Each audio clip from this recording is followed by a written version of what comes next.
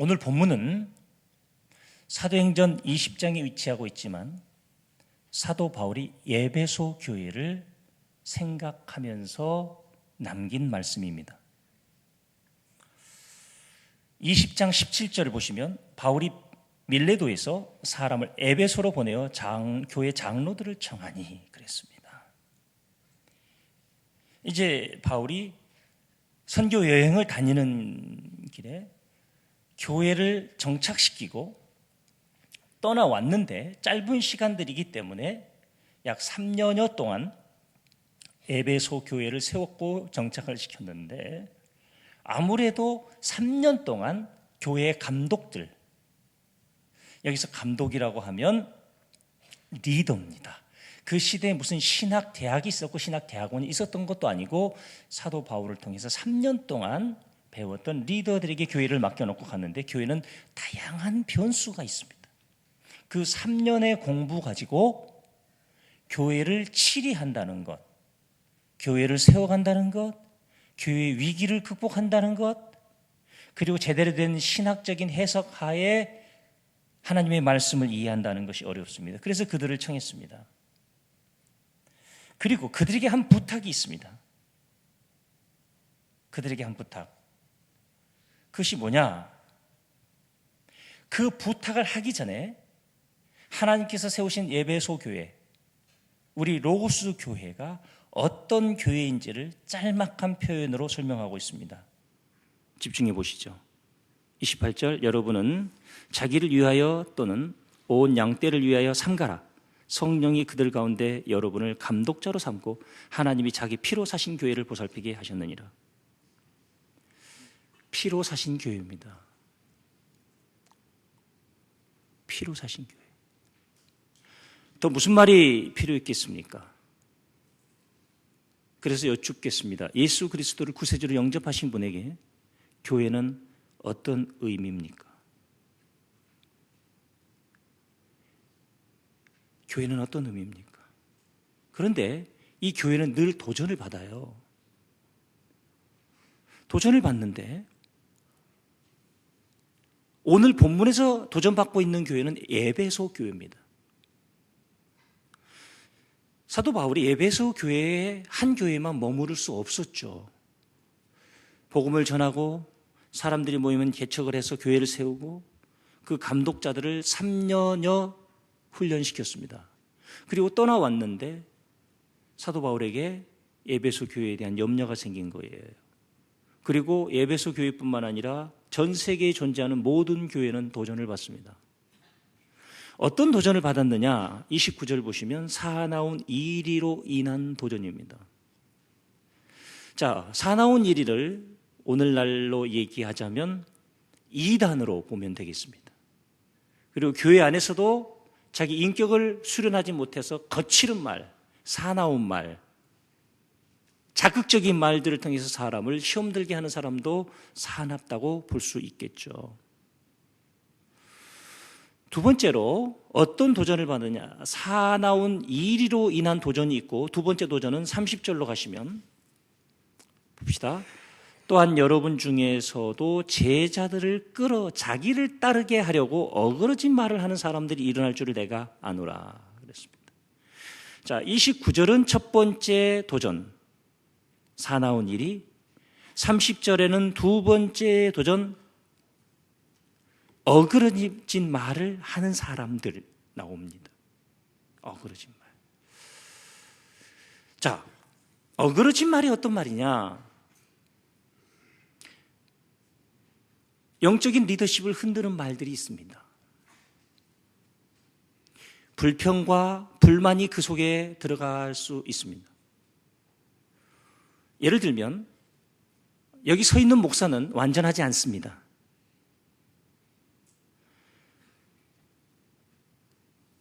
전 세계에 존재하는 수많은 교회 중에 완전한 교회는 단 한 교회도 없습니다. 어떤 사람은 교회를 이야기할 때 어그러진 모습이 아닌 건강한 모습을 말하는 사람이 있고 10개 중에 8개의 건강한 모습과 건강치 못한 두 개의 모습이 있는데 그 두 개의 모습을 8개처럼 여기고 10개처럼 여기고 말을 해댑니다. 저 완전하지 않습니다. 저에게도 어그러진 모습이 있습니다. 그런데 그 어그러진 모습을 이야기하면 영적인 지도자에 대한 신뢰도가 떨어지면 영적인 지도자를 통해서 말씀하신 하나님의 말씀이 효력을 잃어요. 그런데 어그러진 말을 하는 사람들의 특징을 30절에서 얼마나 구체적으로 얘기했냐면 자기를 따르게 하려고. 자기를 따르게 하려고. 별별 사람 다 봤습니다. 목회자에게 신뢰와 존경을 보내면 왕따시키는 사람도 있습니다. 목회자에게 신뢰와 존경을 보내는 사람이 있으면 가서 목회자와 거리를 떨어뜨리려고 은근 어그러진 말을 하는 사람도 있습니다. 그런데 그 말의 대부분은 자기를 따르게 하려고 이렇게 얘기하고 있습니다. 우리가 신앙생활 하면서 어그러진 말을 하는 자를 주의하셔야 됩니다. 그 말을 들어서 절대 도움이 없어요. 왜냐하면 영적인 침체가 올 때가 있어요. 그러면 흘려들었던 말도 그게 사실인가 하는 생각이 들게 됩니다. 또 사나운 일을 만나면 물려가게 돼 있어요. 혹시요 교회 밖에서 성경 공부, 기도회를 하러 가자고 하면서 목사님한테는 당분간 얘기하지 마라 라고 하시는 분이 사나운 일입니다. 떳떳하게 얘기하시고 허락 받고 가시기 바랍니다. 우리 교회에서도요, 우리 교회에 없는 것을 배워야 할 교회가 있는데 우리 성도님들이 몇 분이 거기 가서 배우고 계시다는 사실을 저에게 직접 얘기했습니다. 허락했습니다. 그리고 장기적으로 우리 교회가 배워서 성장해야 될 부분이기 때문에 담당 목회자 한 분도 같이 가서 배워오라고 했습니다. 그런데 어떤 분들은 염려가 되는 거예요. 목사님, 그러다가 그 교회를 가서 배우다가 그 교회로 따라가서 교회를 옮기면 어떡하냐는 거예요. 그럴 가능성 농후합니다. 늘 새로운 것은 귀해 보이거든요.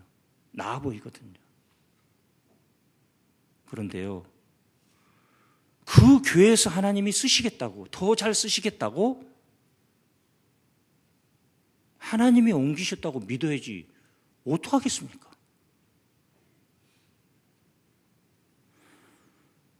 또 하나는 우리 성도들이 거기 가서 그분들을 우리 교회로 전도할지 누가 할 일입니까? 제가 자신이 있어서 하는 얘기가 아니에요. 목회자가 무슨 자신감을 가지고 목회해요. 성도들이 배우겠다는데 무슨 수로 말리냐고요.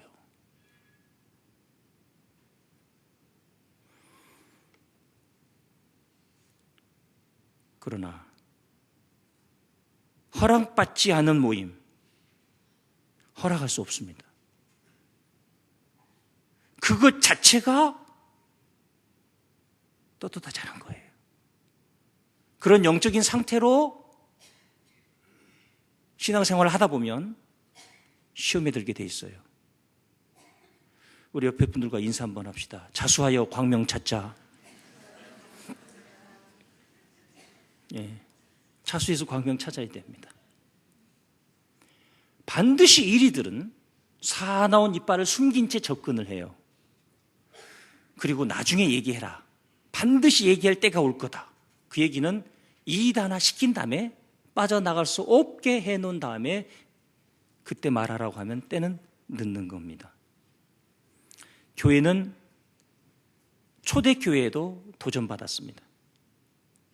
도전받을 때 지도자들은 목자들, 모든 성도들이 리더입니다. 목자만이 아니라 말씀 리더, 찬양 리더, 각 목장의 전도 리더, 친교 리더 다 하나씩의 책임이 있습니다.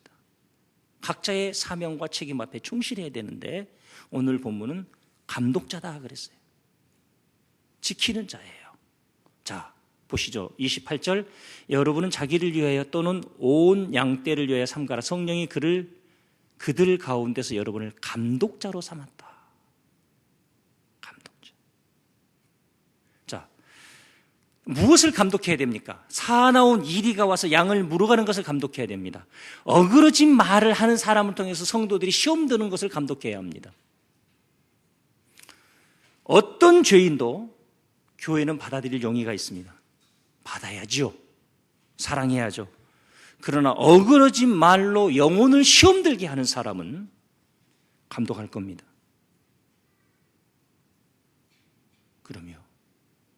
그런데 이 감독자에게 요구되는 세 가지가 있어요. 28절 보시죠. 첫 번째가 뭐냐면 삼가라 그랬어요. 여러분은 자기를 위하여 또는 온 양떼를 위하여 삼가라. 무엇을 삼가해야 할까요? 무엇을 삼가하라는 걸까요? 모든 것을 삼가하라는 겁니다. 모든 것을. 예배 시간에 참석하는 모습도, 주의를 지키는 것도 제가 참 곤혹스러울 때가 있습니다. 집사님이 뒤에서 예배 안내를 보는데 물어요. 목사님,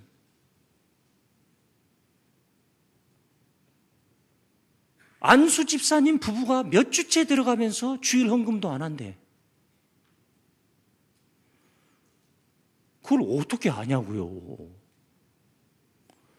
야, 이거 바구니를 돌려야 되나?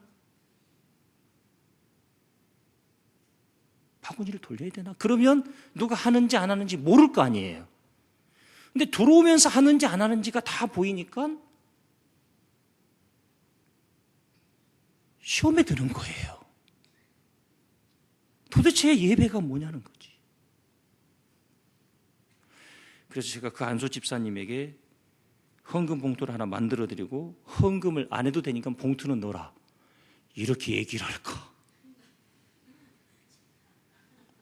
별 생각이 다 드는 거예요. 얘기했죠. 그분은 나올 때 드립니다, 헌금을. 그랬겠지요. 그랬더니 나올 때도 봤대. 아, 예수님을 봐요. 뭘 그걸 봐. 다행히 지금 그 안내하시는 분이 오늘 안 계셔서 하는 얘기예요. 모든 것을 삼가해야 합니다. 더 구체적인 말씀 안 드릴게요. 어떻게 주의를 성수하는지, 어떻게 주님의 몸된 교회를 섬기는지 다 보고 있습니다. 삼가해야 합니다. 28절. 두 번째 감독자가 해야 할 일, 그것은 또 있습니다. 삼가라. 성령이 그들 가운데 여러분을 감독자로 삼고 하나님이 자기 피로 사신 교회를 보살피게 하셨느니라. 보살피는 일입니다. 우리 목자들은, 감독자들은, 교사들은 요즘 SNS가 잘 발달했기 때문에 목장별로 밴드나 카톡방을 만드시고 매주 그 안에서 교제도 하시고 글도 올리시고 사진도 올리시고 또 전화를 통해서 여러 루트를 통해서 그 사람의 영적인 상태를 보살펴줘야 합니다. 세상이 너무 험해요. 사도 바울이 에베소 교회를 다 돌볼 수는 없었어요. 빌립보 교회도 있었죠. 이제 모든 목자들은 감독자입니다. 보살펴야 할 책임이 있는 거예요. 언제 아팠는지, 그 사람이 어떤 말을 듣고 있는지, 누가 그 사람의 영적인 손상을 가는 일을 하고 있는지, 목원들 안에서 교회가 허락하지 않는 금전 거래가 오고 가고 있는지 예리한 촉을 사용해서 보살펴. 그런 사람이 있다면 그것이 영적으로 전혀 도움이 안 되니 정식으로 권면해야 합니다. 세 번째 31절로 가시죠. 그러므로 여러분이 일깨어 내가 3년 반이나 밤낮 쉬지 않고 눈물로 각 사람을 훈계하던 것을 기억하라. 기억하라. 보살피다 보면 지칩니다. 힘들어요. 예. 정상에 올라갔잖아요. 위험합니다. 그래서 이쪽 계단이 돼 있는 등산로로 내려가고 한 사람은 출발 지점에 가야 되는 거 왜냐하면 차가 거기 있으니까. 차가 거기 있으니까. 그런데요. 제가 이쪽 등산로로 다시 차를 운전해서 계단 있는 등산로 만이산 쪽으로 가겠다고 했더니 가라고. 한 명도 저랑 같이 안 했어요. 다 젊은 목사님들 따라가시더라고. 그래서 은퇴할 때도 이러겠구나. 그러면서 한번 미끄러졌어요. 큰일 날 뻔했어요. 핸드폰이 왼쪽 주머니에 있었는데 야 이거 이러다가 구르다가 핸드폰이 빠지면 119에 연락도 못 하는구나. 겁이 나서 핸드폰을 꺼내서 안쪽 주머니에 넣고 지퍼를 잠갔어요. 그리고 내려왔어요. 정말 등산을 하면서 몇 번을 생각했어요. 나는 오늘 이 컨디션을 통해서 볼 때 관광적으로 남을까? 여기 갔다 오면 정말 몸살이 날 것 같아요. 수요일 일정도 그렇고요. 장례식이 날 건 꿈에도 생각 못했지.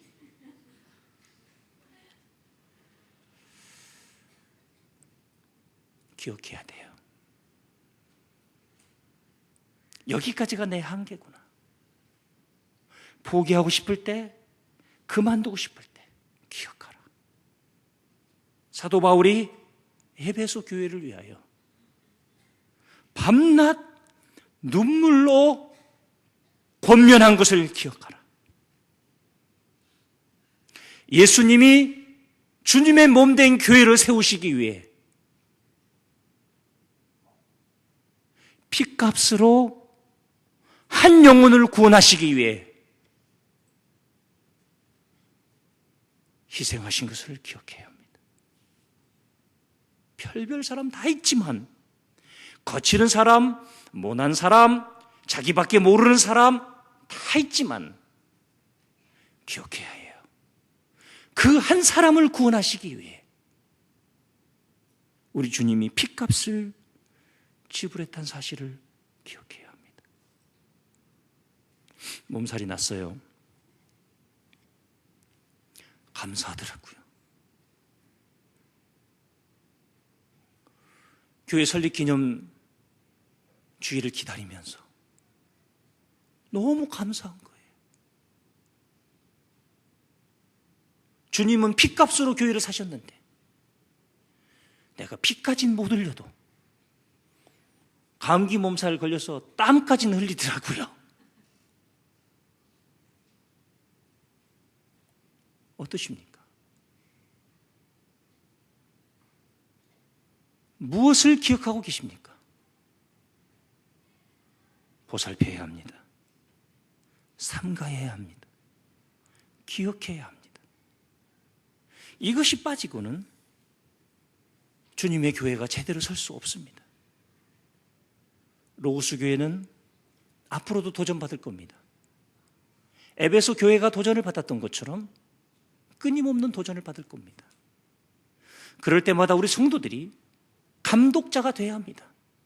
누가 이단의 이리 같은 사람에게 물려가지 않는지, 교회 내에 존재하는 이간질하는 자, 오늘 성서에서 얘기하는 것처럼 어그러진 말을 하는 자에 의해서 누가 시험에 들고 있는 것은 아닌지 감독하셔야 됩니다. 그리고 보호하셔야 됩니다. 지치고 지치지만 기억해야 합니다. 피값으로 사신 교회다. 피 흘려 사신 교회다. 눈동자같이 보호하신다. 내 주의 교회는 천성과 같아서 눈동자같이 우리를 보호하신 하나님, 눈에요 기름방울 하나 톡 튀어서 들어갔는데 눈이 붓는 거예요. 아침에 일어나 봤더니 눈곱이 막 나오는 거예요.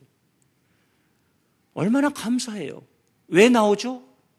치유하시는 거예요, 하나님이. 집에 안약도 없고 인공 눈물도 없고 뭐 아무것도 없었어요. 눈에 기름 조그만 거 툭 튀는데 하필 눈으로 쏙 들어가는 거예요. 이야, 눈동자처럼 보호하신다는 오늘 첫 번째 찬송의 가사에 은혜를 주시더라고. 이렇게 하나님이 치유하시고 회복하시고 3년을 밤낮 눈물로 간구하며 한 교회를 세우고자 했던 주님의 사도 바울. 우리 한 사람 한 사람이 교회입니다. 핏값을 지불해야 그 영혼을 살 수 있습니다. 다시 한번 그런 마음으로 주님의 몸된 교회, 핏값으로 사신 교회를 섬기시고 내 삶에 주님의 핏값으로 사신 노고수 교회는 어떤 의미입니까? 어떤 가치가 있습니까? 삼가셔야 됩니다. 우리의 작은 행동 하나, 언어 하나, 표현 하나 진지하게 삼가시면서 주님의 몸된 교회를 세워가는 소중한 일꾼들 되시길 축복합니다. 오늘의 로고스 교회가 있기까지 눈물로 섬기신 분들이 계십니다. 한두 분은 핏값으로 섬기신 분이 계십니다. 우리 교회 얘기는 아니지만 어떤 분은 사업장이 완전히 문을 닫을 지경까지 교회를 섬긴 곳도 있습니다. 사람들은, 교인들은 이렇게 말할 수 있습니다. 그게 하나님 영광 가리는 거 아니냐. 거기까지만 보지 마십시오. 하나님 살아계십니다. 할렐루야. 앞으로 어떻게 하나님이 주님의 핏값으로 세운 교회를 사랑하고 희생한 성도들을 세워가는지 거기까지만 보지 마시라고요. 심는 대로 거둡니다. 눈물로 씨를 뿌린 자는 기쁨의 단을 거둘 것이라고 하셨습니다. 그 이상을 보시고 정말 그러다가 이 세상에서 아무것도 보상받지 못한다 할지라도 주님의 핏값으로 사신 교회를 섬기기 위해 그렇게 한 것이 보상이고 영원한 하나님의 나라에서 주실 하나님의 놀라운 위로를 기대하는 자는 주님의 핏값으로 세우신 교회를 세상에 가장 가치 있는 것으로, 가치 있는 공동체로, 가장 의미 있는 공동체로 여길 줄로 믿습니다. 기도하겠습니다. 주님 사랑합니다. 주님이 전부이십니다. 주님께서 핏값으로 세우신 로고스 교회 주님의 것입니다. 많은 감독자들이 주의해야 합니다. 삼가해야 합니다. 보살펴야 합니다. 기억해야 합니다. 삼가라, 보살피라, 기억하라.